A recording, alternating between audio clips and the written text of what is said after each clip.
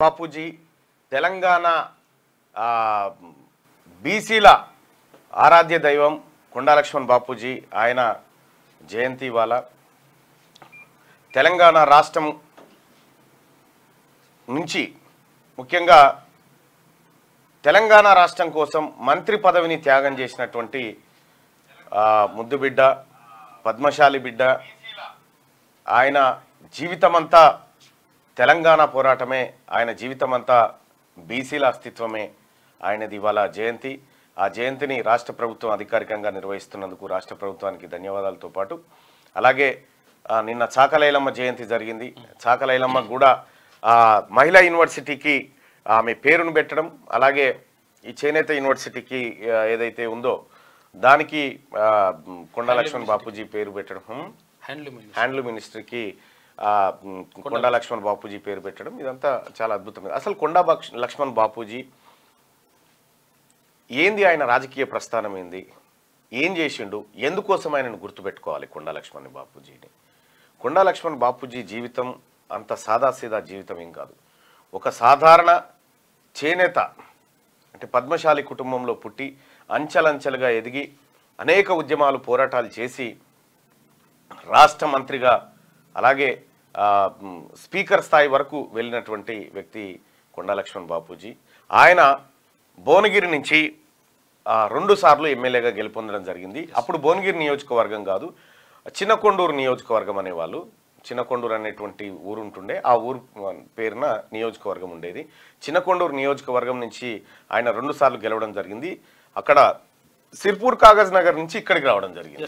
ఆదిలాబాద్ జిల్లా ఉమ్మడి ఆదిలాబాద్. సిర్పూర్ కాగజ్ నగర్ నుంచి ఇక్కడికి ఎందుకు వచ్చిండంటే ఆ రోజే కొండా లక్ష్మణ్ బాపూజీ గారు గుర్తించింది ఏంటంటే ఈ భువనగిరి కాన్స్టిట్యున్సీలో పద్మశాలీలు ఎక్కువ మోతాదులో వాళ్ళ ఓట్లు ఉన్నాయనేటువంటి విషయం, పోచంపల్లి ఈ ప్రాంతం ఇదంతా తీసుకుంటే ఎక్కువ ఓట్లు ఉన్నాయనేటువంటి విషయంతో ఆయన ఇక్కడికి మైగ్రేట్ కావడం జరిగింది. తర్వాత ఇక్కడి నుంచే పోటీ చేసి ఇక్కడి నుంచే మంత్రి పదవులు పొంది ఇక్కడనే పదవులను త్యాగం చేసినటువంటి వ్యక్తి కొండా లక్ష్మణ్ బాపూజీ. సో కొండా లక్ష్మణ్ బాపూజీ ప్రాతినిధ్యం వహించినటువంటి భువనగిరి కాన్స్టిట్యున్సీకి సంబంధించినటువంటి ఒక ముఖ చిత్రాన్ని ఇవాళ బీసీలు ఆ తర్వాత అక్కడ ఉన్నటువంటి ఓసీలు అసెంబ్లీ నియోజకవర్గంలో ఏం జరిగింది అనేది ఒకసారి లెక్కలు తీసేటువంటి ప్రయత్నం చేద్దాం. ముందుగా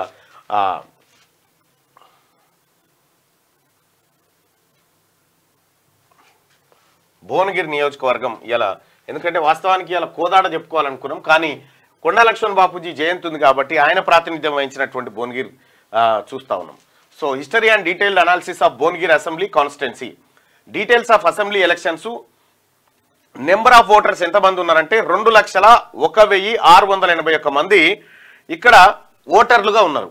ఏడా భువనగిరి కాన్స్టిట్యున్సీలో 2,01,681 మంది ఓటర్లు ఇక్కడ భువనగిరి కాన్స్టిట్యున్సీలో ఉన్నారు. అందులో ఎన్నిసార్లు అసెంబ్లీ ఎలక్షన్ జరిగినాయి ఈ భువనగిరి నియోజకవర్గానికంటే 18 సార్లు ఎలక్షన్ జరిగినాయి. 18 సార్లు ఎలక్షన్లు జరిగితే అందులో 16 సార్లు రెడ్డిలు ఇక్కడ ఎమ్మెల్యేలు అయ్యారు, 2 సార్లు మాత్రం బీసీలు ఎమ్మెల్యేలు అయ్యారు. The MLAs from BC category who got elected are Konda Laxman Bapuji Congress party నుంచి 1967 అండ్ 1972లో ఎన్నిక కాబడ్డాడు. Is an inspiration to the BC category. He participated in the Quit India movement in 1942 and also in Telangana armed struggle in 1947-48. In the year 1952, in the first election of Hyderabad state, he got elected from Asifabad constituency. In 1957, the Asifabad constituency got reserved to SC, and he later got shifted to Chinnakoduru, Bhonagiri constituency. He worked as a minister as well as a speaker in 1987. When Rajiv Gandhi did not support the Mandal Commission, Bapuji resigned from the Congress party. He is the first person to resign to his ministry post during 1969 Telangana movement. He is also only person who have participated in Indian freedom struggle, Telangana armed struggle, Saida Poratam, Mulki movement in 1952, Telangana movement in 1969 and later Telangana movement in 2001 to 2014. He sacrificed his whole life for separate Telangana state, backward classes and Padmashalis. So ఇది కొండా లక్ష్మణ్ బాపూజీ గురించి బ్రీఫ్గా చెప్పాలంటే ఆయన ఏం చేసిండు అనేది ఇక్కడ చూడొచ్చు. ఆయన స్వాతంత్ర పోరాటంలో ఉన్నాడు, క్విట్ ఇండియా మూవ్మెంట్లో ఉన్నాడు, తెలంగాణ సాయుధ పోరాటంలో ఉన్నాడు, మలిదశ తెలంగాణ పోరాటంలో ఉన్నాడు, తొలి దశ పోరాటంలో ఉన్నాడు. ఇన్ని పోరాటాల్లో ఉన్నటువంటి కొండా లక్ష్మణ్ బాపూజీ మొదటిసారిగా 1950 1957లో ఆసిఫాబాద్ నియోజకవర్గం నుంచి ఎమ్మెల్యేగా ప్రాతినిధ్యం వహించిండు. ఆ తర్వాత ఆసిఫాబాద్ నియోజకవర్గం షెడ్యూల్ క్యాస్ట్ కు రిజర్వ్ కావడం తోటి చిన్నకొండూరు నియోజకవర్గానికి రావడం జరిగింది. ఇది భువనగిరి నియోజకవర్గంలో ఉంటున్నటువంటి గ్రామం. సో ఇక్కడి నుంచి 2 సార్లు గెలిచిన తర్వాత మినిస్ట్రీ పదవి కూడా he is the first person to resign his ministry post during 1969. మొట్టమొదటిసారిగా తెలంగాణ రాష్ట్రం కోసం మినిస్ట్రీని వదులుకున్న ఏకైక మనిషి, ఏకైక బిడ్డ. అప్పట్లో 69లోనే మినిస్ట్రీ పోస్ట్ ను ఇట్లా కొట్టిపారేసిండు కొండా లక్ష్మణ్ బాపూజీ. ఆ తర్వాత కొండా లక్ష్మణ్ బాపూజీ ఆ తెలంగాణ పోరాటం నుంచి మలిదశ పోరాటం 2001 నుంచి 2014 వరకు జీవితాన్ని సాక్రిఫైస్ చేసేసిండు. ఆఖరికి కేసీఆర్ టిఆర్ఎస్ పార్టీని పెడితే, తెలంగాణ రాష్ట్ర సమితి అనేటువంటి పార్టీని పెడితే, ఆ పార్టీకి ఉండేందుకు జాగ లేకపోతే తన ఇంటిని, జలసౌదాలో ఉన్నటువంటి తన ఇంటిని టిఆర్ఎస్ పార్టీ కోసం, ఆఫీస్ కోసం ఇచ్చినటువంటి గొప్ప నాయకుడు పద్మశాలి ముద్దుబిడ్డ, బీసీల ఆరాధ్య దైవం కొండా లక్ష్మణ్ బాపూజీ. బీసీల కోసం కూడా సాక్రిఫైస్ చేసి, బీసీల కోసం కూడా ఇక్కడ మండల్ కమిషన్ రిపోర్ట్ ను రాజీవ్ గాంధీ పక్కన పెట్టి దాన్ని సపోర్ట్ చేయలేదనేటువంటి నిరసనను ఆయన వ్యక్తం చేయడం జరిగింది గతంలో. అయితే మండల్ కమిషన్ రిపోర్ట్ ను వాస్తవానికి అప్పటికే బీజేపీ విపి సింగ్ గవర్నమెంట్ కు మద్దతు ఉపసంహరించి ఆయన ప్రభుత్వాన్ని గులగొట్టే ప్రయత్నం చేసింది ఈ రిపోర్ట్స్ ఇంప్లిమెంట్ చేసేటువంటి టైంకి.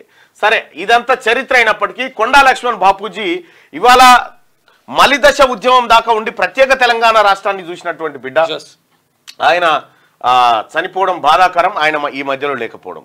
సో ఆ రోజే బీసీల ప్రాధాన్యత గురించి మాట్లాడినటువంటి 1960-70లోనే మాట్లాడినటువంటి గొప్ప నాయకుడు Konda Laxman Bapuji. As per the demography of Bhuvanagiri constituency, number of BC voters approximately, only Bhuvanagiri నియోజకవర్గంలో బీసీ ఓటర్లు ఎంతమంది అంటే 163 మంది బీసీలే. 163 మంది బీసీలే ఇక్కడ ప్రాతినిధ్యం వహిస్తా ఉన్నారు. ఏది ఓటర్లుగా అంటే ఎంతమంది ఉన్నారు? భువనగిరి నియోజకవర్గం మొత్తం ఓటర్ల సంఖ్య ఎంత అంటే 2,01,681 అయితే అందులో ఓన్లీ బీసీలే 1,27,059 మంది ఉన్నారు. 1,27,059 మంది ఓన్లీ బీసీలే ఉన్నారు. ఇక ఇక్కడ ఎంత అంటే బీసీలు ఇంత పెద్ద మెజారిటీ పాపులేషన్ అయినప్పటికీ కూడా ఓసీలు 16 సార్లు గెలవగలిగారు. అంటే రెడ్లు 16 సార్లు గెలిచారు బీసీల ఓట్లతోటి. As per demography of Bhuvanagiri constituency, number of OC voters are approximately 9.4.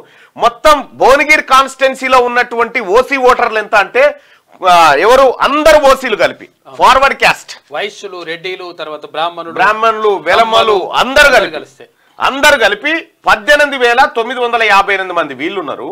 బీసీలు 1,27,059 మంది ఉన్నారు. జస్ట్ బీసీలు వేసుకుంటే 27,000 ఓట్లు మిగులుతాయి. బీసీలకు వేసుకున్నా ఇంక 27,000 ఓట్లు మిగులుతాయి. ఈ మీది 27,000 ఓట్లు కూడా దీన్ని ఓడగొడతాయి. మళ్ళీ అంత జనాభా బీసీలకు ఈ భువనగిరి కాన్స్టిట్యున్సీలో ఉంది. ఇక ఇది ఇట్లుంటే జెడ్పీటీసీల విషయానికి వద్దాం. ఈ భువనగిరి కాన్స్టిట్యున్సీలో 4 జెడ్పీటీసీలు ఉన్నారు. 1 భువనగిరి, 2 బీబీ నగర్, 3 భూదాన్ పోచంపల్లి, 4 వలిగొండ. ఈ 4 మండలాలు ఉన్నాయి. ఈ 4 మండలాలకు సంబంధించి జెడ్పీటీసీలు ఎవరు ఎట్లా అనేది ఒకసారి చూద్దాం. భువనగిరి బీసీ రిజర్వ్డ్ అయింది కాబట్టి కుర్మ ఆయనకి ఇచ్చేసారు. బీసీ రిజర్వ్డ్, ఇంకోళ్ళు పోటీ చేయడానికి లేదు. ఎస్సీ ఎస్టీ వాళ్ళు కానీ లేకపోతే రెడ్డిస్ కానీ ఎవరు పోటీ చేయడానికి లేదు. ఇది బీసీ కోసం కేటాయించింది కాబట్టి బీసీ కుర్మకు ఇయ్యాల్సి వచ్చింది, ఇచ్చారు. ఇక తర్వాత బీబీ నగర్ కాన్స్టిట్యున్సీ తీసుకుంటే ఇది అన్రిజర్వ్డ్, ఆడ రెడ్డి గారు జెడ్పీటీసీ.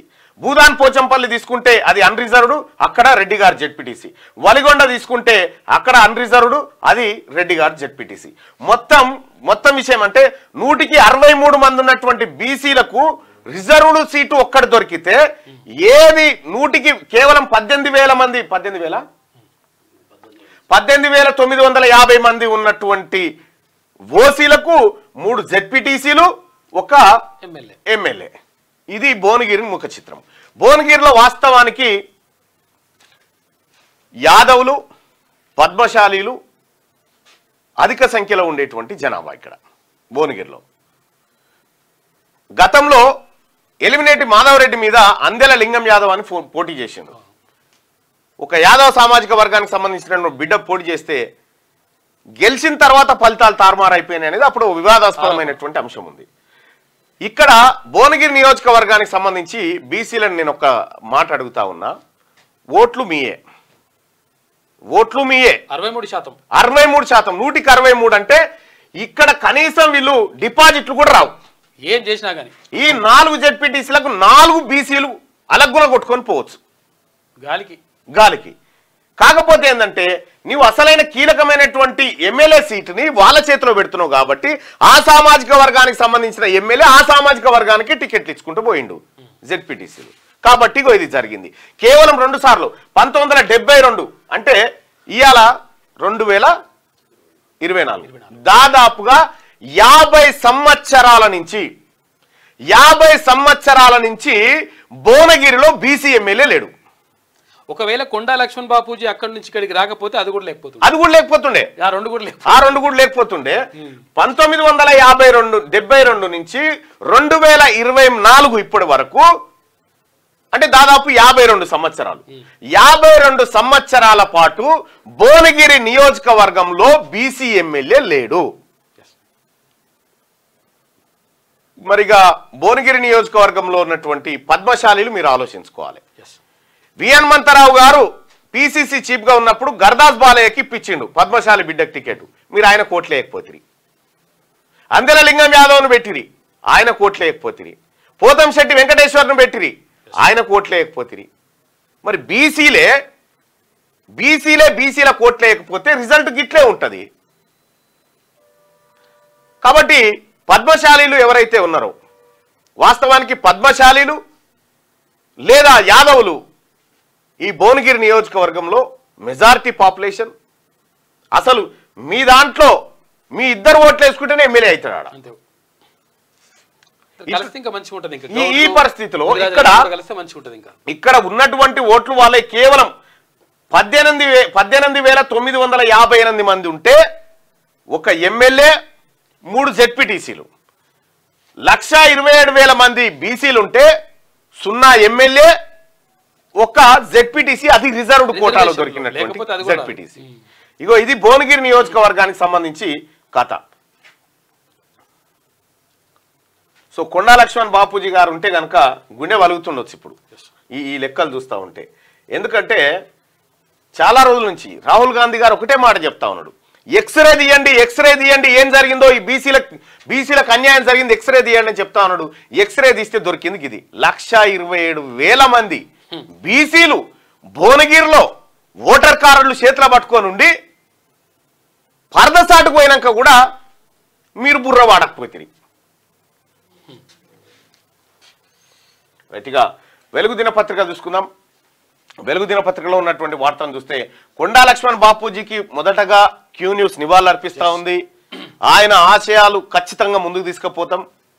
ఆయన ఫ్యూచర్ రోల్ మోడలే మాకందరికి.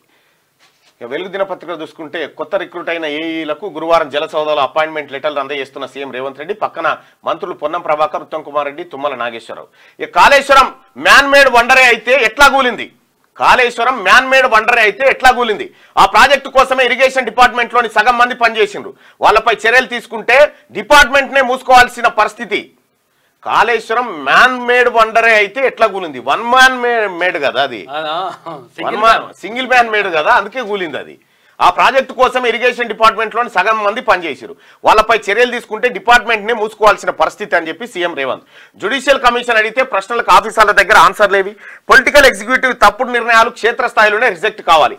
అట్లా కాకపోతే కాళేశ్వరం లాంటి తప్పులు జరుగుతాయి. నెహ్రూ కట్టిన నాగార్జున సాగర్, శ్రీశైలం ఎన్ని వరదలు వచ్చినా బలంగా ఉన్నాయి. 1,00,000 కోట్లతో కట్టిన కాళేశ్వరం ప్రాజెక్టు కళ్ల ముందే కూలింది. 687 మంది కొత్త ఏఈలకు అపాయింట్మెంట్ లెటర్లు అందజేసిన ముఖ్యమంత్రి. కాళేశ్వరం ప్రాజెక్టు కూలిపోవడానికి కారణం ఎవరో, లోపం ఎక్కడ ఉందో కొత్తగా వచ్చిన ఏఈలు తేల్చాలని సీఎం రేవంత్ రెడ్డి సూచించారు. ట్రైనింగ్ లో భాగంగా ఆ ప్రాజెక్టును కేస్ స్టడీగా తీసుకొని రీసెర్చ్ చేయాలన్నారు. మ్యాన్ మేడ్ వండర్ అని కాళేశ్వరం గురించి కొందరు చెప్పుకుంటున్నారని, మ్యాన్ మేడ్ వండర్ అయితే ఎట్లా కూలిందని సీఎం రేవంత్ రెడ్డి ప్రశ్నించారు. కాళేశ్వరం ప్రాజెక్టు అంచనాలను మొత్తం 1.47 లక్షల కోట్లకు పెంచారు. ఇప్పటికే 1,00,000 కోట్లు కాంట్రాక్టర్లకు చెల్లించారు.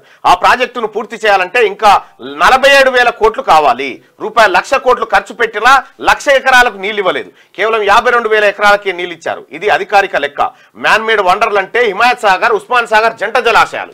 100 ఏళ్లైనా అవి నిలబడి హైదరాబాద్ నగరానికి తాగునీటిని అందిస్తున్నాయి అని తెలిపారు. నాడు నాగార్జున సాగర్, శ్రీశైలం, ఎస్ఆర్ఎస్పీ వంటి ప్రాజెక్టులను నెహ్రూ నిర్మించారు. అవే తెలంగాణకు లైఫ్ లైన్ అయ్యాయి. ఇప్పటి వరకు వచ్చిన విపత్తులు, వరద పోట్లను ఆ ప్రాజెక్టులు తట్టుకొని నిలబడ్డాయి. శ్రీశైలం, నాగార్జున సాగర్ ప్రాజెక్టులను నాణ్యత లేకుండా కట్టి ఉండుంటే ఈ పాటికే కొట్టుకపోయేవి. కానీ 1,00,000 కోట్లు ఖర్చు పెట్టి కట్టిన కాళేశ్వరం మన కళ్ళ ముందే కూలిపోయింది. దీనికి ఎవరు బాధ్యులను చేయాలి? పెద్దలు చెప్పినట్టు పనిమంతుడు పందిరి వేస్తే కుక్కతోక తలిగి కూలిపోయిందన్నట్టుగా కాళేశ్వరం ప్రాజెక్టు పరిస్థితి తయారైందని వ్యాఖ్యానించారు. ఇక్కడ కాళేశ్వరం మ్యాన్ మేడ్ వండర్ అయితే ఎట్లా కూలింది? ఇక్కడ మంచి ఒక ప్రశ్న లేవత్తిండు బీఆర్ఎస్ పార్టీ నాయకులు. ఇక కాళేశ్వరం అంటే అది అద్భుతము, అది భూమి నుంచి దివి నుంచి భూమికి దిగొచ్చిన స్వర్గం, అదొక టూరిస్ట్ స్పాట్. ఈయన భగీరథుడు అపర భగీరథుడు.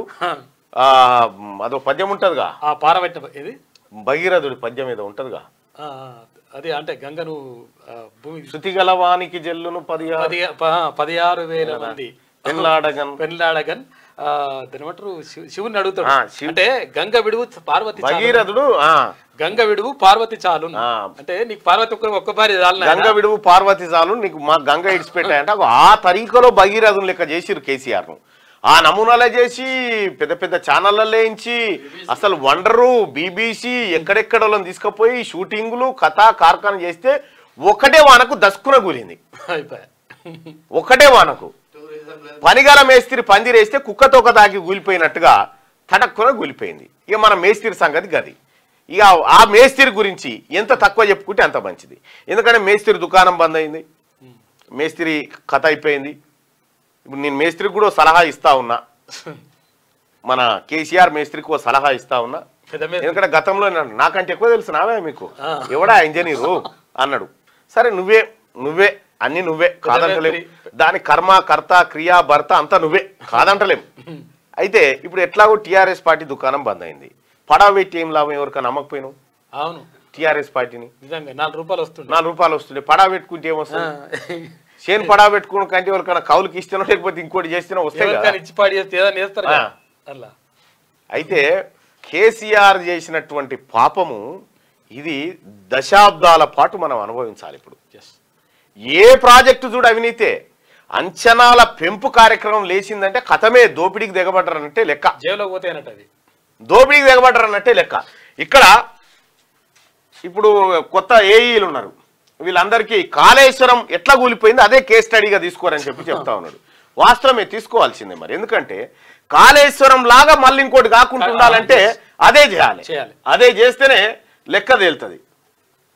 6 నెలల్లో నీళ్ళు వచ్చే ప్రాజెక్టులపైనే ఫోకస్ పెట్టండి. 5-6 ఏళ్లు పట్టే వాటిపై ఖర్చు చేస్తే లాభం ఉండదు. సీఎం రేవంత్ త్వరగా పూర్తయ్యే ప్రాజెక్టుల గ్రీన్ ఛానల్ ద్వారా బిల్లుల చెల్లింపు, భూసేకరణ, ఇతర సమస్యలను పరిష్కరించండి. పూడికతీతపై ఇతర రాష్ట్రాల్లో స్టడీ చేయాలని అధికారులకు సీఎం ఆదేశాలు జారీ చేసిండు.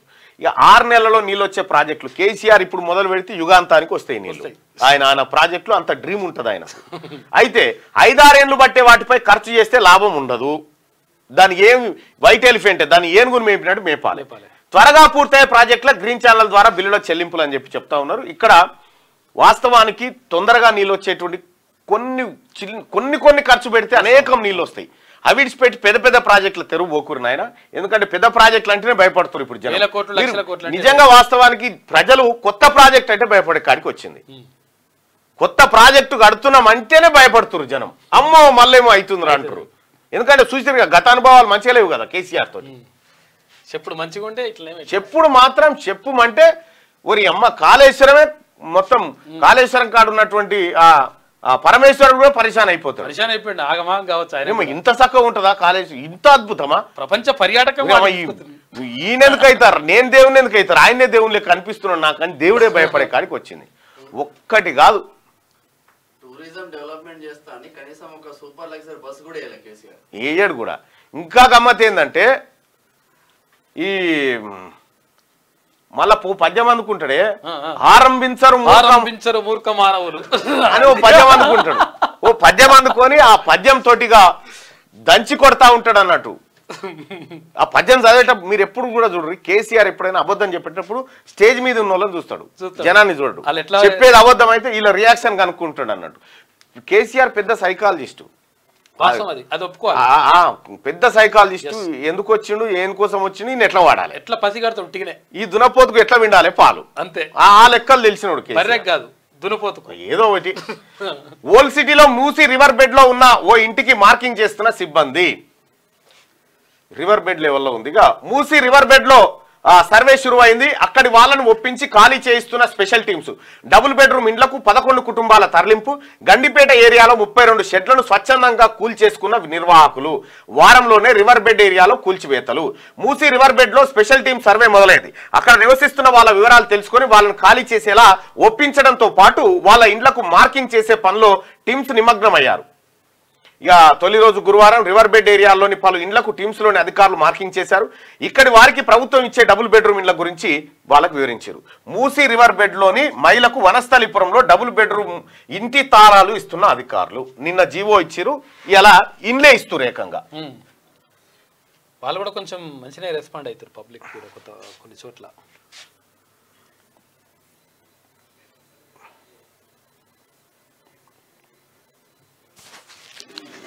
రంగారెడ్డి ప్రైవేట్ హాస్పిటల్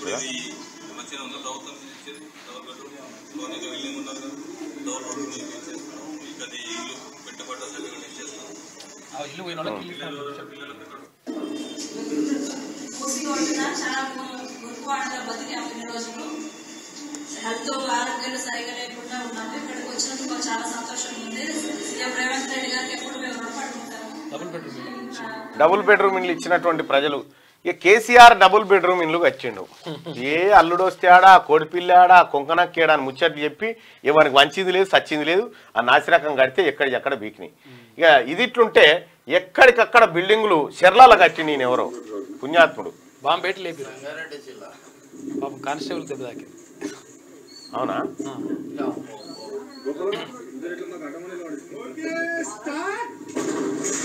రాయచ్చు దాకా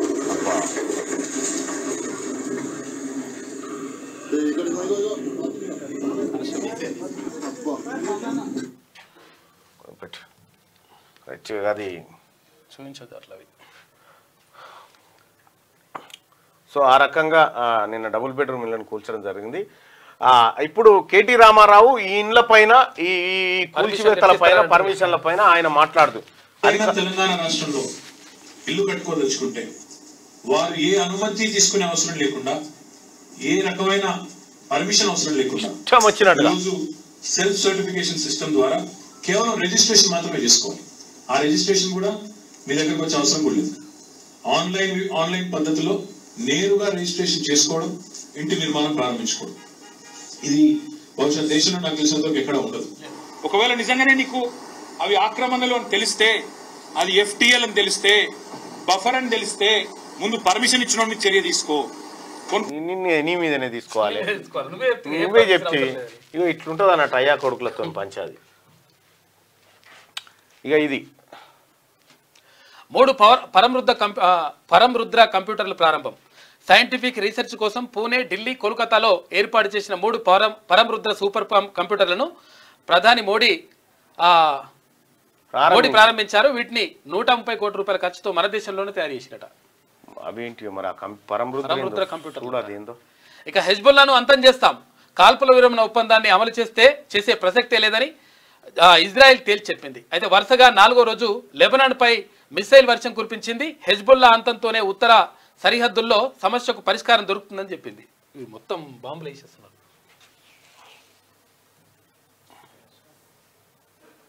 ఇదేనా?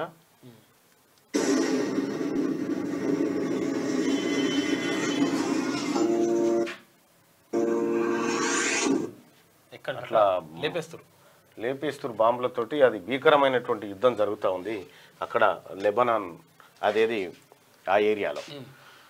రైట్గా ఇది ఇట్లుంటే మిల్లర్లు బిడ్డర్ల దొంగాట. 16,000 కోట్ల ధాన్యం దగ్గర పెట్టుకొని రావాలి. మిల్లర్లు బిడ్డర్ల దగ్గర 16,000 కోట్ల రూపాయల విలువైన ధాన్యం నిల్వ పెట్టుకొని డ్రామాలు ఆడుతున్నారు. మిల్లర్ల దగ్గర 11,000 కోట్లు, బిడ్డర్ల దగ్గర 5,000 కోట్ల ధాన్యం పెండింగ్. గడువు ముగిసిన సివిల్ సప్లై శాఖకు అందని బకాయిలు. రెవెన్యూ రికవరీ యాక్ట్ ప్రయోగిస్తున్న ఆశించిన ఫలితం ఉండట్లే.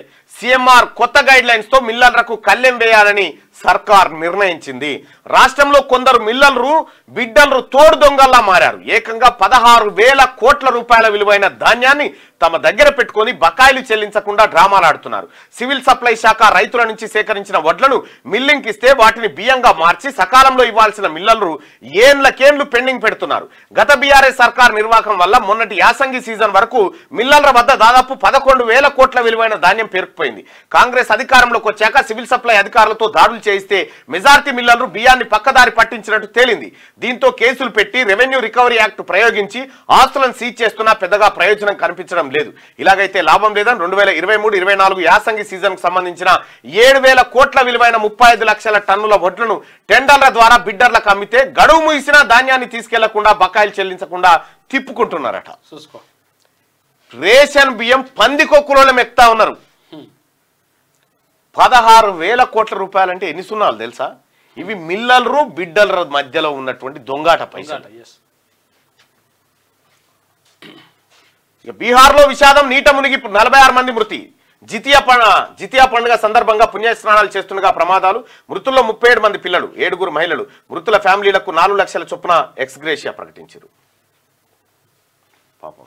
అధికారికంగా కాకా జయంతి వర్ధంతి అంట ఉత్తర్వులు జారీ చేసిన ప్రభుత్వం.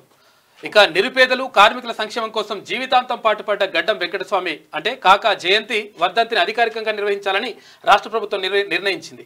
ఈ మేరకు సిఎస్ శాంతికుమారి గురువారం ఉత్తర్వులు జారీ చేశారు.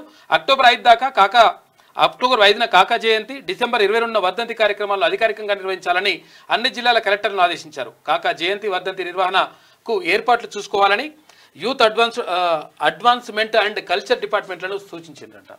ఇక కాటేదాన్లో కల్తీ నెయ్యి సీజ్. రంగారెడ్డి జిల్లా కాటేదాన్లో అధికారులు 105 కేజీల కల్తీ నెయ్యి స్వాధీనం చేసుకున్నారు. గడువు ముగిసిన 7,280 కేజీల వెన్న, 636 కేజీల మిల్క్ పౌడర్, 80 కేజీల మైదా, 100 కేజీల కాస్టిక్ సోడా, 30 కేజీల బెల్లంతో పాటు ఇతర ఫుడ్ మెటీరియల్ ను సీజ్ చేసిరట. కాటేదాన్లో కల్తీ నెయ్యి తయారు చేస్తారట. తిరుపతి లడ్డూలో కల్తీలా చూసినాం కదా, అది ఎంత పెద్ద రచ్చ అయిందో. ఇది ప్రజలు తినేటువంటి, నిత్యం తినేటువంటి చాలా డేంజర్. ఇంకా డేంజర్ అది. డీజేలపై నిషేధం, సౌండ్ పొల్యూషన్ అరికట్టేందుకు సర్కార్ చర్యలు. సివి ఆనంద్ నేతృత్వంలో విధి విధానాల రూపకల్పన. డీజేల సౌండ్స్ పై భారీగా పెరిగిన ఫిర్యాదులు. ప్రజా ప్రతినిధులు, మత పెద్దలతో హైదరాబాద్ సిపి సమావేశం నిర్వహించిండు.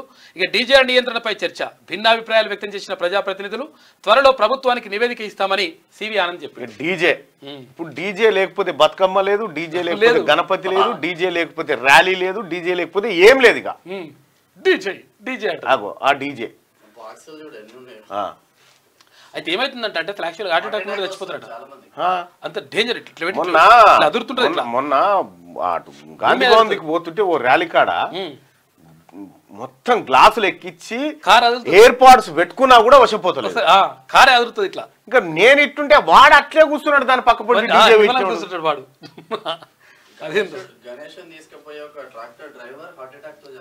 చాలా చాలా ఇట్లా అదురుతుంది మొత్తం భూమి అంతా. ఫారిన్ టూరిస్టులంతా హైదరాబాద్ కి. రాష్ట్రానికి ఏటా 1,50,000 మంది విదేశీ పర్యాటకులు. 99% మంది హైదరాబాద్ చుట్టుపక్కల ప్రాంతాల్లోనే పర్యటన. రూరల్ ఏరియాలకు వెళ్లేది 10ల సంఖ్యలోనే. 5.5 కోట్లకు పైగా డొమెస్టిక్ టూరిస్టులు. ఇందులో ఆలయాల సందర్శనకే ప్రయారిటీ ఇస్తా ఉన్నారట. ఫారిన్ టూరిస్టులు చాలా మంది హైదరాబాద్ కు వస్తా ఉన్నారట. ఊరంతా ఆదుకున్న ప్రాణం దక్కలే. రోడ్డు ప్రమాదంలో గాయపడిన యువకుడు మృతి. కరీంనగర్ జిల్లా పోతిరెడ్డిపేటలో ఘటన. రూపాయలు 5.37 లక్షలు పోగు చేసి ఇచ్చిన గ్రామస్తులు. మరో 5 లక్షలు ఖర్చు చేసిన కుటుంబ సభ్యులు. పరిస్థితి విషమించడంతో మృతి. గ్రామస్తులు కన్నీరు మున్నీరు అయితా ఉన్నాడు. మృత్యుడు నవ్యానందాచార్యులు చనిపోయినట. యాక్సిడెంట్ ప్రయత్నం చేసినట్టు వాళ్ళు ఊరులందరూ కలిసి 5,37,000 ఇచ్చినట్టు. 5 లక్షలు 10 లక్షలు 15 లక్షలు ఖర్చు పెట్టినా దొక్కలే. డీమ్డ్ పేరిట యూజీసీ ఇష్టారాజ్యం. కాలేజీలకు వర్సిటీలుగా పర్మిషన్లు. రాష్ట్రాలకు కూడా సమాచారం ఇవ్వడం లేదు. ఫీజుల నిర్ణయం, సీట్లపై ఆ వర్సిటీలదే అధికారం. రాష్ట్రాల ఎన్ఓసి నిబంధనలు మార్చేసిన యూజీసీ. రాష్ట్రంలో ఇప్పటికే 10 డీమ్డ్ వర్సిటీలు ఆఫ్ క్యాంపస్లు. రాష్ట్రంలో డీమ్డ్ వర్సిటీల ఏర్పాటులో యూనివర్సిటీ గ్రాంట్ కమిషన్ వ్యవహరిస్తున్న తీరుపై తీవ్ర విమర్శలు వస్తున్నాయి. రాష్ట్ర ప్రభుత్వం విద్యాశాఖ అనుమతులతో సంబంధం లేకుండానే డీమ్డ్ వర్సిటీలకు యూజీసీ అనుమతులు ఇచ్చేస్తున్నది. ఇది ప్రస్తుతం ఉన్న ప్రైవేట్ కాలేజీలు, సర్కార్ కాలేజీలపై ప్రభావం చూపుతున్నది. భవిష్యత్తులో ఆయా డీమ్డ్ వర్సిటీలో ఏమైనా ఘటనలు జరిగితే ఎవరిది బాధ్యత అంటూ సర్కార్ పెద్దలతో పాటు విద్యావేత్తలు ప్రశ్నిస్తా ఉన్నారు. 100% ఇది తప్పు. రాజ్యాంగ యూజీసీ ఎవరు భజన చేస్తే వాళ్ళకి ఇస్తున్నారు. పైసలు తీసుకుంటారా ఏం చేస్తున్నారు అసలు. డీమ్డ్ యూనివర్సిటీ ఉట్టిగానే ఇచ్చేస్తారు వానికి. వాడే యూనివర్సిటీ. ఒక కాలేజ్ ఉంటే వాడు యూనివర్సిటీ అవుతాడు. ట్రాఫిక్ జామ్ గురించి కూడా పక్కాగా చెప్పాలంటున్నారు సార్. వాన రాక పక్కగా చెప్పే టెక్నాలజీ వచ్చిందా ట్రాఫిక్ జామ్ గురించి కూడా ఇప్పుడు ఎందుకు తెలుస్తుంది కదా చెప్తారు చెప్పుడైందా మ్యాప్ ఓపెన్ చేస్తే తెలిసిపోయా ఇక్కడ ట్రాఫిక్ ఉంది ఇక్కడ లేదని చెప్పేస్తుంది గట్టిగా ఒకసారి ఆంధ్రజ్యోతి చూద్దాం. ఆంధ్రజ్యోతి చూసే కంటే ముందు దయచేసి మార్నింగ్ న్యూస్ చూస్తున్నటువంటి మిత్రులారా ఈ లైక్ బటన్ని క్లిక్ చేయండి, అలాగే షేర్ చేయండి. మింట్ కాంపౌండ్ ఆర్టిజన్ల దాదారింది మాకు న్యాయం కావాలి అని 7,000 మంది మీ గొంతు న్యాయం కావాలి ఆర్టిజన్ల అన్న 7,000 మంది వచ్చిరట నిన్న ఆర్టిజన్ల అక్కడికి.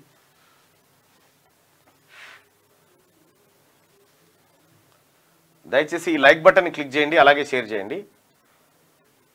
అదే ఆర్టిజన్ల గురించి. ఓకే,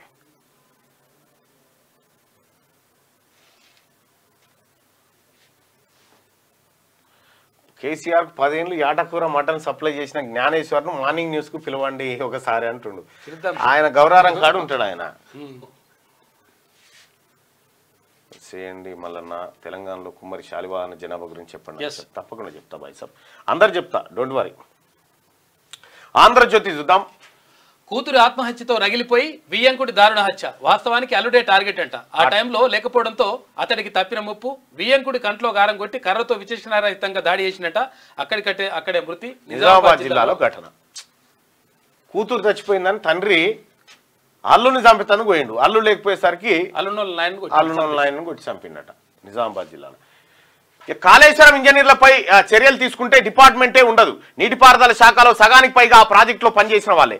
100 ఏళ్ల కిందట కట్టినవి నిక్షేపంగా ఉన్నాయి. 1,00,000 కోట్ల కాళేశ్వరం కట్టడం కూలడం మన కళ్ళ ముందే. తప్పిదం ప్రజాప్రతినిధులతా, ఈఎన్సీ ఇతర ఇంజనీర్లదా?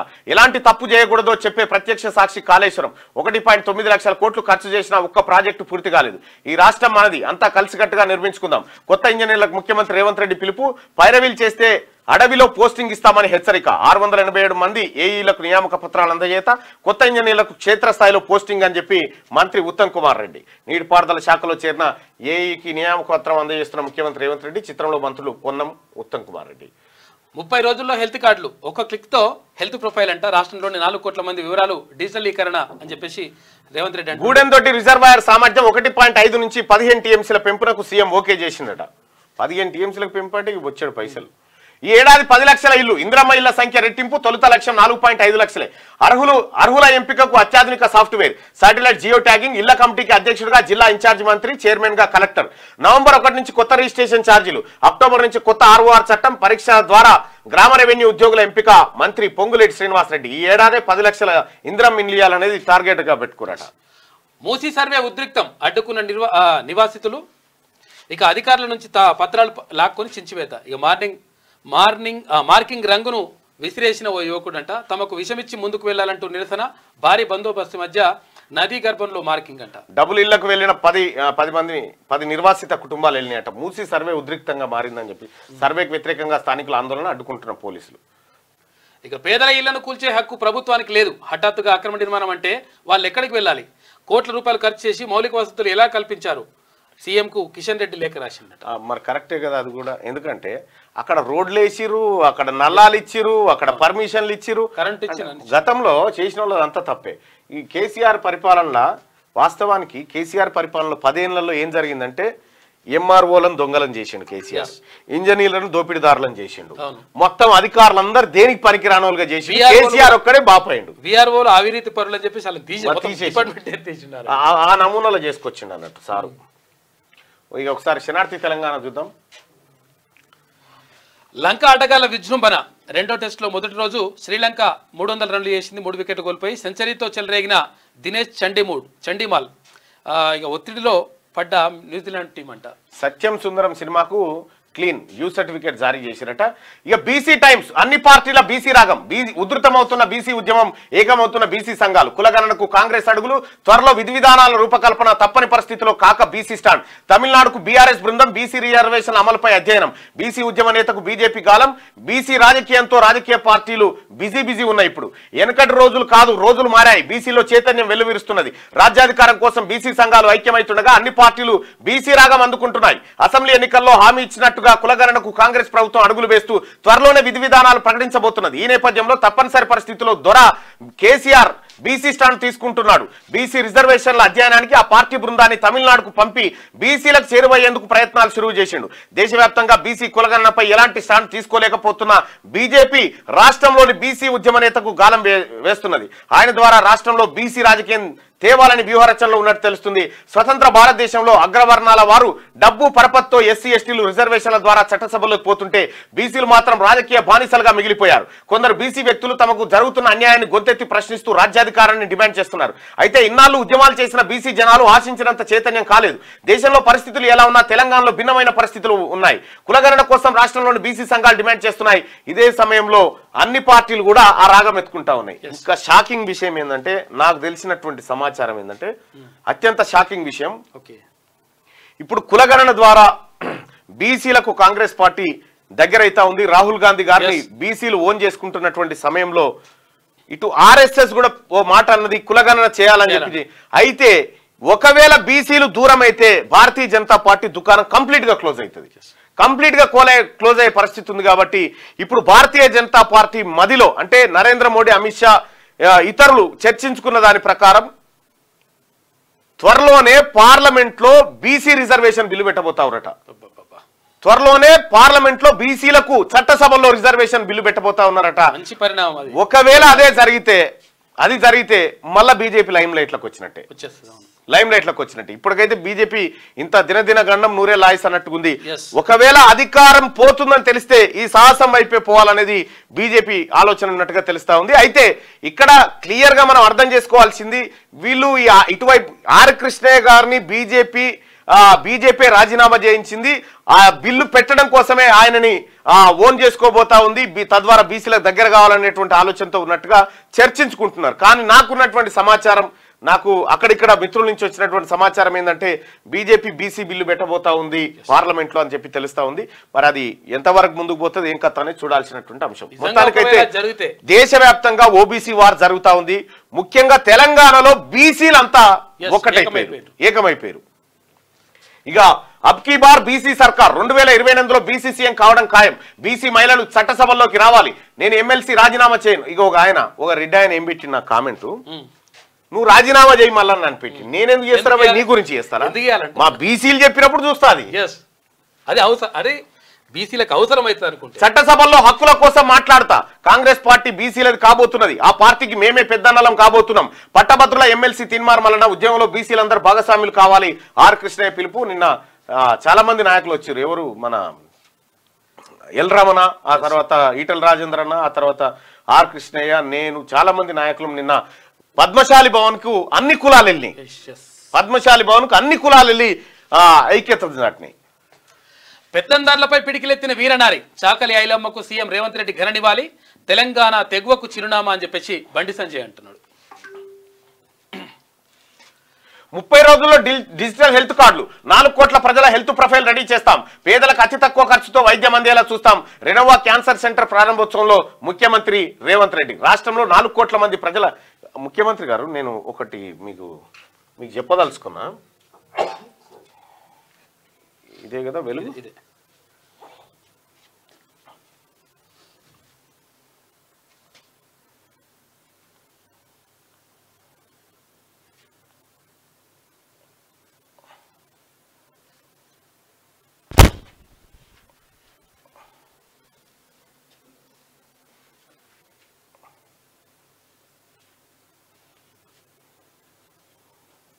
ఇక్కడ కరీంనగర్ పోయింది. హైదరాబాద్ ఎడిషన్ లో, హైదరాబాద్ లో స్కూల్స్, ఇది చాలా కీలకమైంది. ముఖ్యమంత్రి గారు నిజంగా మనకు ఈ పేద ప్రజల పట్ల, ప్రభుత్వ విద్య పట్ల చిత్తశుద్ధి నిరూపించుకునేటువంటి సమయం ఒకవేళ ఇది కనుక మనం చేయగలిగితే.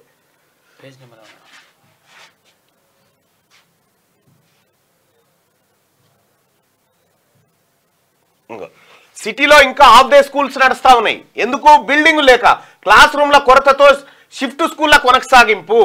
ఇది కదా సార్ మనం అర్జెంట్ గా కట్టాల్సింది. మనం అర్జెంట్ గా కట్టాల్సింది ఏంటి అంటే, ఇగో ఇంకా క్లాస్ రూమ్ల కొరతతో స్కూళ్ళ కొనసాగింపు 46 బిల్డింగుల్లో 93 స్కూళ్ళు నడుస్తా ఉన్నాయి సార్ మన దగ్గర 46 బిల్డింగుల్లో 93 స్కూల్స్ నడుస్తా ఉన్నాయి. ఇది సిగ్గుచేటుగా సార్ మనకు.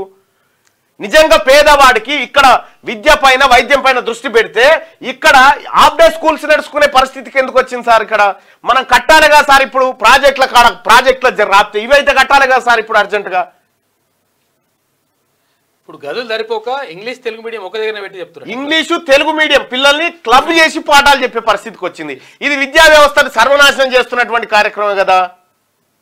జవహర్ నగర్ లో మనం పోయినప్పుడు ఒకటే 5 క్లాసులు ఒకటే రూమ్ లా 5 క్లాసులు ఒకటే రూమ్ లా ఇద్దరు టీచర్లు ఏ పాఠాలు వినాలి? ఈయన ఎవరు వింటారో ఏం చేస్తారో ఎవరికి తెలియదు.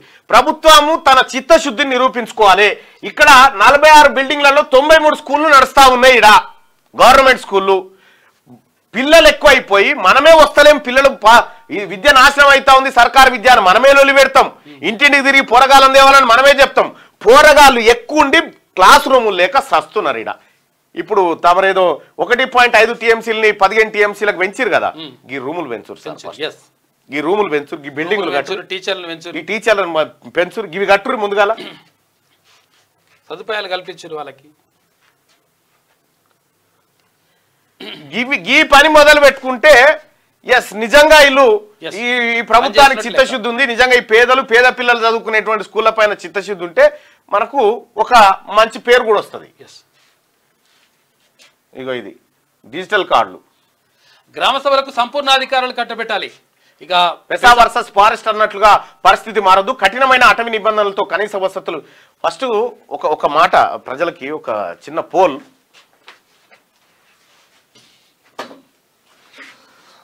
దయచేసి పోలింగ్ లో పాల్గొనండి మీరు అందరూ.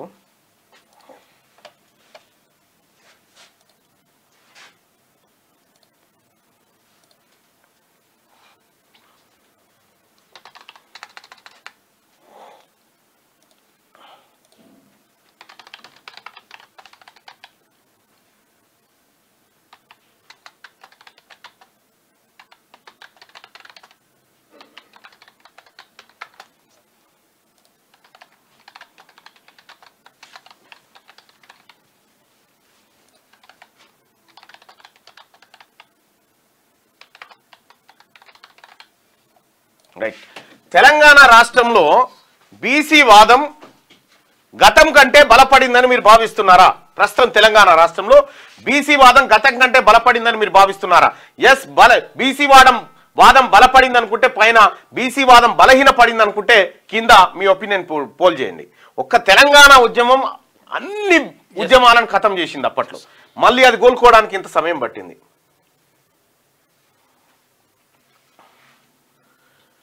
హసీనాను దించేయడంలో ప్రీ ప్లాన్. బంగ్లా తాత్కాలిక సారథి యూనస్ సంచలన వ్యాఖ్యలు చేసిందట.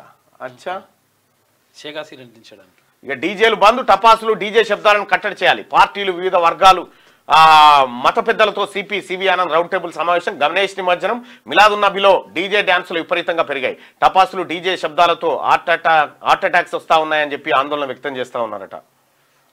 ఉప ఎన్నికలకు కాంగ్రెస్ సిద్ధమే. ప్రజాస్వామ్యాన్ని కాలు రాసిందే బీఆర్ఎస్ కు డిపాజిట్ కూడా రాదు. Station Ghanpur MLA Kadiyam Srihari. ఉప ఎన్నిక వస్తుందని ఈయన రాదు, వచ్చినా మేము సిద్ధమే అని ఆయన. నా ఒపీనియన్ ఏం చెప్పన్నా, ఉప ఎన్నికల్లో లెటర్పిస్తారు, ఏం రావు. విజయ డైరీకి గుడ్ న్యూస్. రాష్ట్రంలోని దేవాలయాల్లో వినియోగించే నెయ్యిని విజయ డైరీ నుంచే కొనుగోలు చేయాలని ఉత్తర్వులు జారీ చేసిన ప్రభుత్వం. మూర్ఖపు ప్రభుత్వం. నా మీద కోపంతో నేతన్నల మీద కక్ష. బతుకమ్మ చీరల ఆటలను బంద్ చేసిండ్రు. 1000 కుటుంబాలు రోడ్డున పడ్డాయి. వర్కింగ్ ప్రెసిడెంట్ చిన్నయ్య అంటే నల్లగున్న నాకేం సిగ్గన్నదట జిడిగింజ.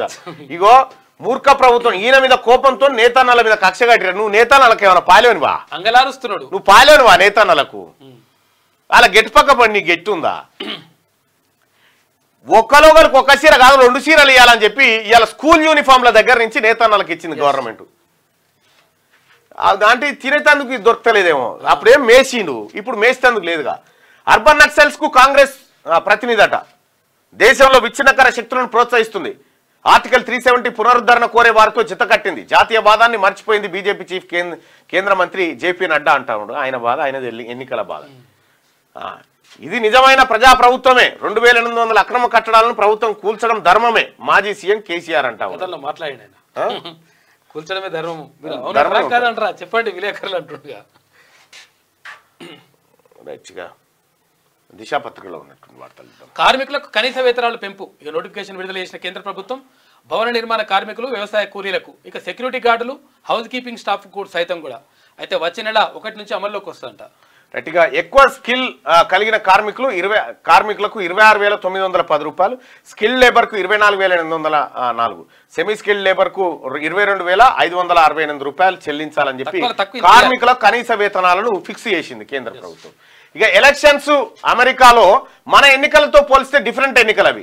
ర్యాలీలు ఉండే, ఇంటింటి ప్రచారాలకు నో, ఎన్నికల ఖర్చు మాత్రం $100 కోట్ల.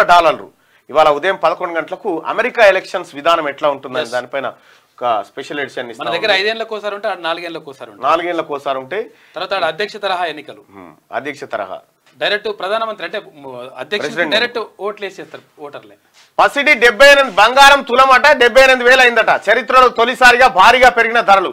కిలో వెండి ₹1,00,000 1,000 అయిందట. 78,000 తులమైంది బంగారం. ప్రతి మహిళకు గృహహింస చట్టం వర్తిస్తుంది. మతం, సామాజిక నేపథ్యంతో సంబంధం లేదు. ఇది వారికి రాజ్యాంగం కల్పించిన హక్కు. చట్టం మార్చడానికి, సవరించడానికి ప్రయత్నించొద్దు. సుప్రీంకోర్టు కీలక వ్యాఖ్యలు చేసిందట. ఇక కేటీఆర్ కు సృజన్ రెడ్డి లీగల్ నోటీసు. అమృత్ కుంభకోణంపై ఆరోపణల కౌంటర్ గా వ్యాఖ్యలను ఉపసంహరించుకోవాలని డిమాండ్. 24 గంటల్లో క్షమాపణ చెప్పకుంటే పరువు నష్టం దావా. ట్విట్టర్ పోస్టును తొలగించాలని న్యాయవాది లేఖ రాసిండట. కేటీఆర్ కు లీగల్ ఇప్పుడు గాళ్ళు వచ్చిరు వాళ్ళది ఏంది ఒకసారి నువ్వు కానీ. ఇక నెలలోపే డిజిటల్ హెల్త్ కార్డులు ఇక రాష్ట్ర ప్రజలందరికీ జారీ చేస్తాం. తరచూ వైద్య పరీక్షల అవసరం రావద్దు, అందుకే డిజిటల్ హెల్త్ ప్రొఫైల్ తెస్తున్నాం. పేదలకు భారంగా మారిన క్యాన్సర్ చికిత్స ఖర్చులు అయితే ట్రీట్మెంట్ను ప్రభుత్వం తరఫున అందుబాటులోకి తేవాల్సిన అవసరం ఉన్నది. దుర్గాబాయి దేశ్ముఖ్ ఆసుపత్రిలో సీఎం రేవంత్ రెడ్డి మాట్లాడాడు. ఇక ఇంజనీర్లకు స్టడీ సబ్జెక్ట్ కాళేశ్వరం వైఫల్యం. తప్పుడు నిర్ణయాల వల్లే ప్రాజెక్టు కూలింది. దానికి ఎవరిని బాధ్యులు ఒక డిఫరెంట్ పంచాయతీ రానమ్మా.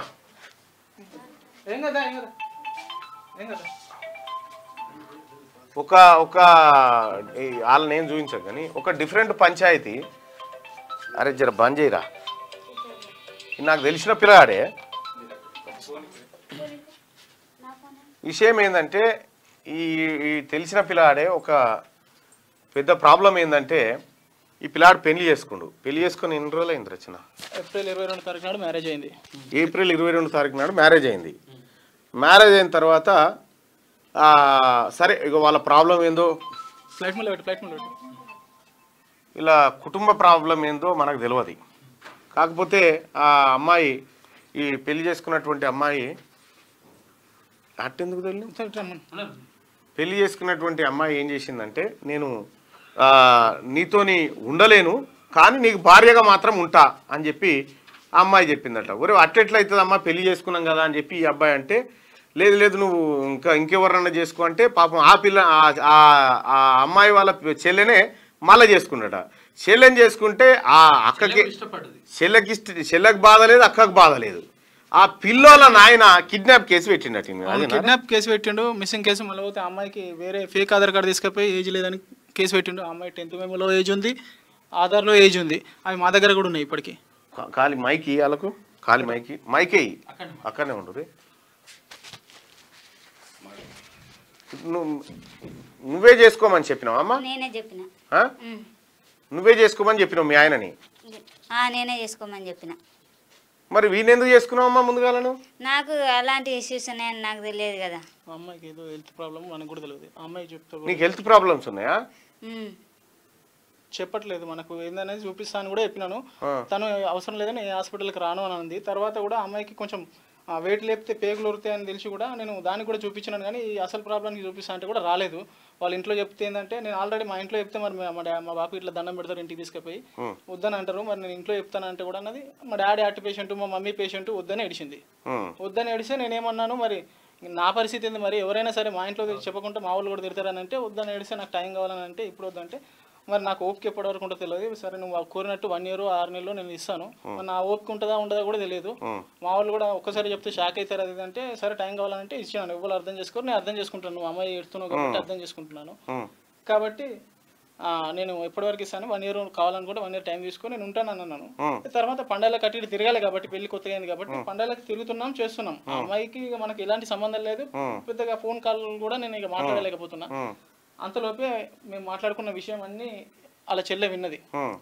విని ఆ అమ్మాయి ఏంటంటే మా బావ మా అక్క కలిసి ఉండకపోయినా మా అక్కకి ఇన్ని ప్రాబ్లమ్స్ ఉన్నాయని తెలిసినా కూడా ఆయన అర్థం చేసుకుని టైం ఇచ్చిండు. ఇవాళ ఇంకోళ్ళు అయితే మెడలు పెట్టి బయటకు నూకెద్దురు కాబట్టి అర్థం చేసుకుని కాబట్టి ఆ అమ్మాయి ఇష్టపడ్డది.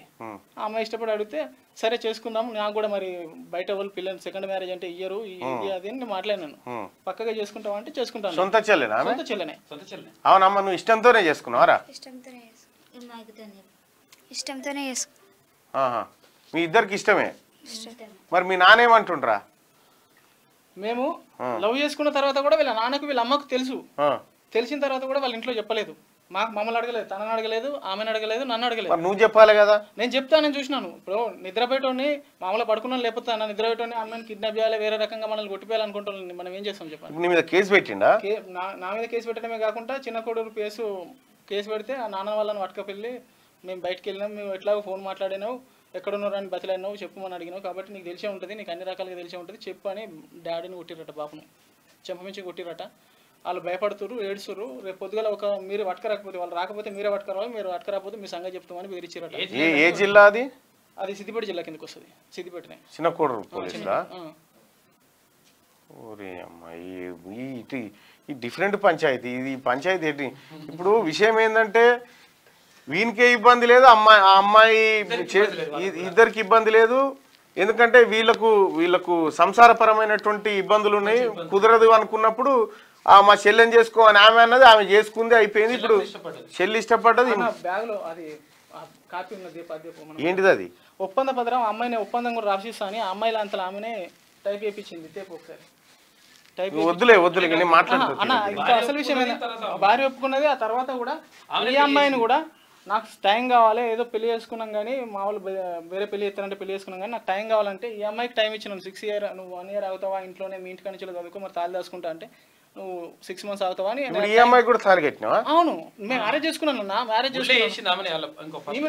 మీ భార్య వచ్చే పెళ్లి చేసిందా? నువ్వే చేసినావమ్మా? నేనే చేసిన. వాళ్ళు దొంగతన వేరే పెళ్లి చేద్దామని వాళ్ళ అన్న ఇట్లా వాళ్ళ చిన్న కొడుకు ఇది భయపడ్డది, చెల్లె భయపడ్డది అన్నట్టు. నేను చేసుకుంటా లేకపోతే దత్తా అని, నువ్వు చేసుకుంటావా లేదా అని చేసుకుంటా అని చెప్పింది అనమాట. ఇక మా అక్కకి ఎట్లకైనా ప్రాబ్లం ఉంది కాబట్టి కొంచెం నేనే చేసుకుంటాను. ఎక్కడి కథరా ఇది? నాకు అర్థం కాదు. అమ్మాయి ఇష్టపడ్డది కాబట్టి నేను సత్తా అంటుంది కాబట్టి మ్యారేజ్ చేసుకున్నాను. టైం లేకపోతే మీ ఆయనకు నువ్వే పెళ్లి చేసినావా అమ్మా? నేనే చేసిన. గుడికి తీసుకొని చేసింది పెళ్లి. నువ్వు సూపర్. నేను మాట్లాడతా. ఇదేనా ఇప్పుడు పోలీసు వాళ్ళు కొడుతున్నారు? నేను మాట్లాడాలి మాట్లాడుతుంది. మాట్లాడతారా? నాకు తెలిసిన పిల్లాడే. ఇది కొద్దిగా రైట్. తెలంగాణలో బీసీ వాదం గతం కంటే బలపడిందా అంటే ఎస్, బలపడింది. బీసీ వాదం బలపడిందని 184% మంది అభిప్రాయాన్ని వ్యక్తం చేశారు. సో మీరు ఎప్పుడైనా చూడండి, 16% మన దాంట్లో ఆపోజిట్ ఉంటుంది మన పోల్కి. ఎప్పుడైనా ఉంటారు వాళ్ళు అంతే.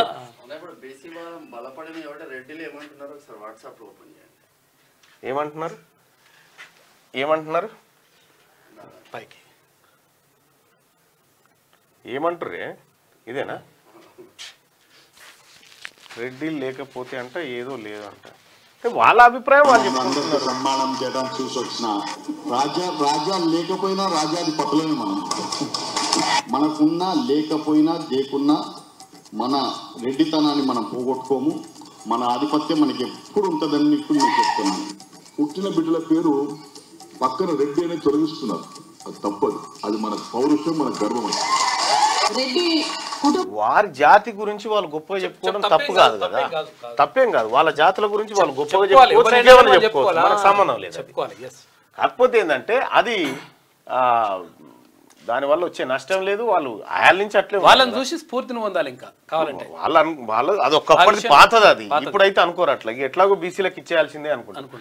శివారు మున్సిపాలిటీలపై వాట్ నెక్స్ట్? జనవరి చివరి వారంలో ముగియనున్న పాలక వర్గాల గడువు. బృహత్ జిహెచ్ఎంసీలో భాగం అవుతాయా? స్పెషల్ ఆఫీసర్ల పాలనలోకి వెళ్తాయా? 2-3 ఆప్షన్లతో అధికారుల కసరత్తు. ఆ తర్వాత కోర్ అర్బన్, సెమీ అర్బన్లపై గందరగోళం. ప్రభుత్వ నిర్ణయం తర్వాతే మరింత క్లారిటీ రాబోతా ఉందట. సో నగరపాలక సంస్థ మీర్పేట్ ఈ శివారు మున్సిపాలిటీలను జిహెచ్ఎంసీలో కలిపారు. మరి ఇట్లే ఉంటాయా మళ్ళా స్పెషల్ ఆఫీసర్ల పాలన ఏంది, జనవరిలో వాటి ముగిసిపోతా ఉంది అని చెప్పి వార్త. ఇంజనీర్లకు స్టడీ సబ్జెక్టు కాళేశ్వరం వైఫల్యం, తప్పుడు నిర్ణయాల వల్లే ప్రాజెక్టు కూలింది. ఒక్కటి ముఖ్యమంత్రి గారు ఒకటి చెప్తా ఉన్నా, కేసీఆర్ తప్పుడు నిర్ణయాలు చేస్తూ ఉంటే మనం ప్రతిపక్షంలో ఉండి విఫలమైనాం సార్, దాన్ని అడ్డుకోలేకపోయినాం, ఆ దుర్మార్గాన్ని ఆ దోపిడీని అడ్డుకోలేకపోయినాం, అందుకే ఇదంతా బాధ జరిగింది.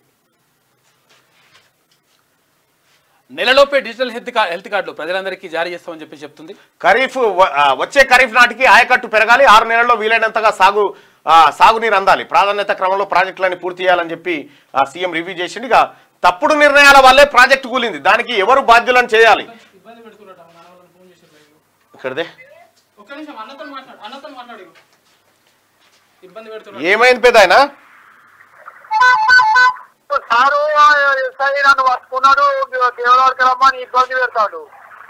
ఆయన వాళ్ళు యాడికి పోలేదా, నా దగ్గరికి వచ్చారు, ఇప్పుడు ఆఫీస్ కానే ఉన్నారు. ఆయనకి పోనీ ఎస్ఐ గారికి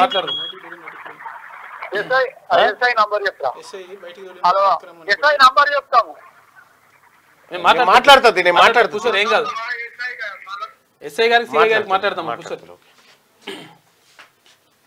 ఇంజనీర్లంతా క్షేత్రస్థాయి పర్యటన చేయాల్సిందే, రికమెండేషన్ తో వచ్చే అధికారులకు సుదూర ప్రాంతాల్లో పోస్టింగ్, అదే వారికి ఇచ్చే పనిష్మెంట్. ఏఈలకు నియామక పత్రాలు అందజేత ప్రోగ్రామ్ లో సీఎం రేవంత్, ఇది ఉద్యోగం కాదు భావోద్వేగం అంటూ కామెంట్ చేశారు.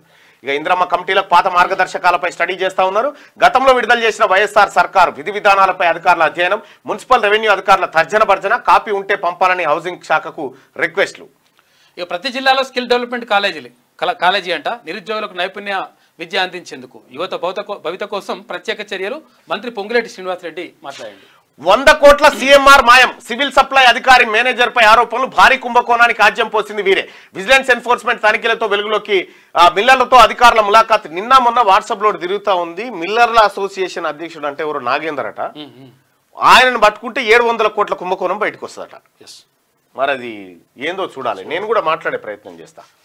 బీసీ రిజర్వేషన్లు పెంచాలి, స్థానిక ఎన్నికలకు ముందే పూర్తవ్వాలి, అన్ని పార్టీలు సముచిత స్థానం కల్పించాలి. ఇంతవరకు రాష్ట్రానికి ఓ బీసీ ముఖ్యమంత్రి కాలేదు, ప్రజలు ఆశీర్వదిస్తే మోడీ అవకాశం ఇస్తామన్నారని ఈటల అన్నాడు. తెలంగాణకు చివరి రెడ్డి సీఎం రేవంతే, వచ్చే ఎన్నికల్లో బీసీ వ్యక్తే సీఎం. తీన్మార్మలన కృష్ణయ్య రాజీనామా చారిత్రాత్మకమని చెప్పి ఎమ్మెల్సీ రమణ. స్థానిక ఎన్నికలకు ముందే పూర్తవ్వాలి, అన్ని పార్టీలు సముచిత స్థానం కల్పించాలని చెప్పని అన్నారు. అయితే ఈ పార్టీలను భిక్షం ఎత్తుకునేటువంటి కార్యక్రమం బంద్ కావాలి, దానికి ఆల్టర్నేట్ రావాల్సిందే. లైంగిక దాడి కేసులో వార్డెన్కు మరణశిక్ష, అరుణాచల్ కోర్టు సంచలన తీర్పు. 21 మంది విద్యార్థులపై నేరస్తుడి అఘాయిత్యం. 2014-22 మధ్య కాలంలో అప్పటి హెడ్ మాస్టర్ టీచర్కు 20 ఏళ్ల జైలు శిక్ష. ఇక ఆపరేషన్ మూసి, పరిసర ప్రాంతాల్లో అధికారుల సర్వే. 3 జిల్లాల పరిధిలో 25 బృందాల పర్యటన. హైదరాబాద్ జిల్లాలో 1595 నిర్మాణాల గుర్తింపు. రంగారెడ్డి జిల్లాలో 322 కట్టడాలు. పలుచోట్ల స్థానికుల ఆందోళన, నచ్చజెప్పేందుకు అధికారుల యత్నం. ఔషధ ఉత్పత్తులకు గమ్యస్థానంగా తెలంగాణ. 4 ఏళ్లలో 10,000 కోట్ల రూపాయల పెట్టుబడులు. అన్ని రకాల వ్యాక్సిన్లలో దేశంలో 3వ వంతు రాష్ట్రం నుంచే సరఫరా. ఇక బల్క్ డ్రగ్ ఎగుమతుల్లో 50% తెలంగాణ నుంచే మంత్రి శ్రీధర్బాబు అంటుండు. హైటెక్స్ లో ఇండియా ల్యాబ్ ఎక్స్పో 2024 ప్రారంభించారు. భూ ఆక్రమణలపై సోషల్ ఆడిట్, మెరుగైన భూ పరిపాలన కసరత్తు, 3 అంచెల స్థాయిలో అమలు.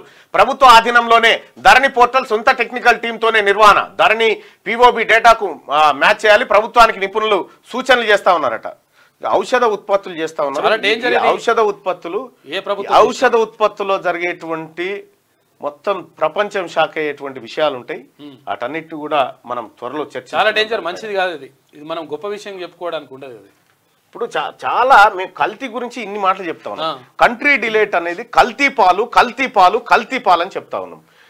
ఇక తీన్మార్మలని చెప్పిన తర్వాత కొంత కంట్రోల్లోకి వచ్చింది. ఆ తర్వాత మళ్ళీ తను పెంచుకోవడం కోసం ఏకంగా చిరంజీవి గారిని తీసుకొచ్చింది. చిరంజీవి గారి ద్వారా యాడ్ చేయిస్తా ఉన్నారు. నేను చిరంజీవి గారికి ఒక రిక్వెస్ట్ చేస్తా ఉన్నా.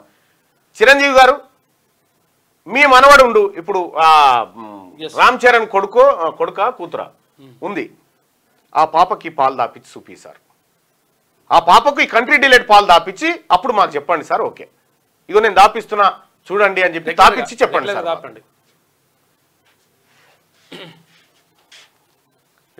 ఇది దిశ. ఇక ఒకసారి పల్లవి వార్తలు చూద్దాం. 111 జీవో పరిధిలో నిర్మాణాలకు నో లోన్స్ అంట. బ్యాంకర్లను వెంటాడుతున్న హైడ్రా భయం. ఇక రుణాలు ఇచ్చేందుకు